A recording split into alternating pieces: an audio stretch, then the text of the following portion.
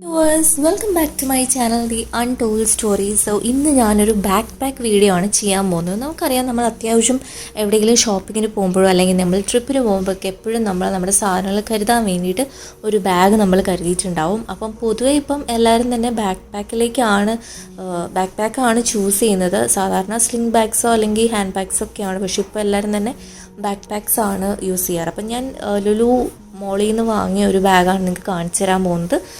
ചെറിയ ബാക്ക് പാക്കാണ്, നമുക്ക് അത്യാവശ്യം സാധനങ്ങളൊക്കെ ഇതിനകത്ത് കൊള്ളും.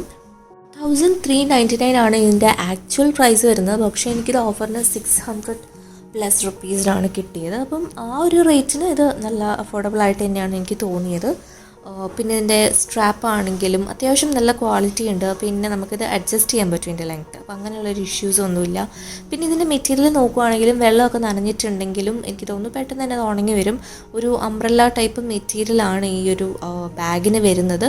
പിന്നെ അത്യാവശ്യം ബാക്കിലൊക്കെ നോക്കുവാണെങ്കിലും ഇതിൻ്റെ മെറ്റീരിയൽ കുറച്ച് സോഫ്റ്റ് മെറ്റീരിയൽ ആയതുകൊണ്ട് തന്നെ നമുക്കങ്ങനെ ഇറിറ്റേഷൻസ് ഒന്നും തോന്നില്ല.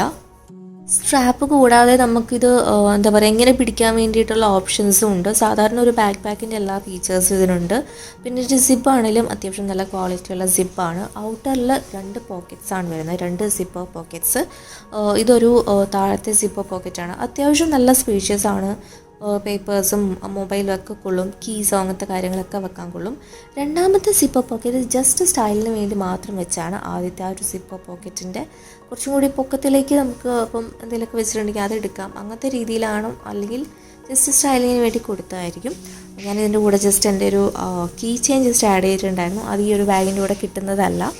നെക്സ്റ്റ് കുറച്ചും കൂടി വലിയ സ്പേഷ്യസ് ആയിട്ടുള്ളൊരു ഔട്ടർ പോക്കറ്റാണ് വരുന്നത്. അത് കഴിഞ്ഞാൽ ഉള്ളിലൊരു ഇൻറ്റീരിയർ ആയിട്ടുള്ള ഒരു പോക്കറ്റാണ്. ഇതാണ് മെയിൻ കമ്പാർട്ട്മെൻ്റ് ആയിട്ട് വരുന്നത്.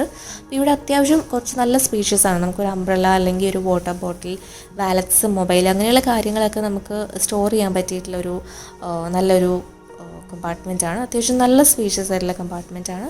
പിന്നെ ഇതിൻ്റെ മെറ്റീരിയൽ ആണെങ്കിലും ഉള്ളിലേക്ക് അങ്ങനെ അധികം വെള്ളം എത്താത്ത രീതിയിലുള്ള ടൈപ്പ് ഒരു മെറ്റീരിയലാണ് വരുന്നത്.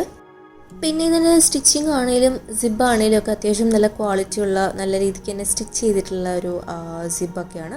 പിന്നെ ഇങ്ങനെ ഒരു ചെറിയ പോക്കറ്റ്സ് ഉണ്ട്. നമുക്ക് പെട്ടെന്ന് അത്യാവശ്യത്തിന് പൈസയോ അല്ലെങ്കിൽ ID കാർഡൊക്കെ എടുക്കണമെങ്കിൽ അങ്ങനെ ഒരു ചെറിയ പോക്കറ്റ്സ് നമുക്ക് യൂസ് ചെയ്യാം. അതൊരു സിപ്പർ പോക്കറ്റല്ല, ജസ്റ്റ് ഓപ്പൺ ആയിട്ടുള്ള ഒരു പോക്കറ്റാണ്.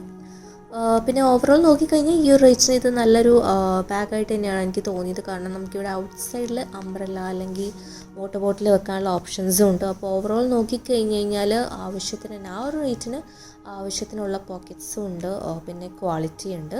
വീഡിയോ ഇഷ്ടമാണെന്ന് ഞാൻ വിശ്വസിക്കുന്നു. ഇഷ്ടമെങ്കിൽ ലൈക്ക് ചെയ്യുക, അതേപോലെ ഷെയർ ചെയ്യുക. ആദ്യമായിട്ടാണ് ചാനലിലേക്ക് വന്നെങ്കിൽ സബ്സ്ക്രൈബ് ചെയ്യാൻ മറക്കരുത്. അതുപോലെ എൻസ്ക്രീനിലെ ബട്ടണിലെ വീഡിയോസൊക്കെ വാച്ച് ചെയ്യുക. Thank you.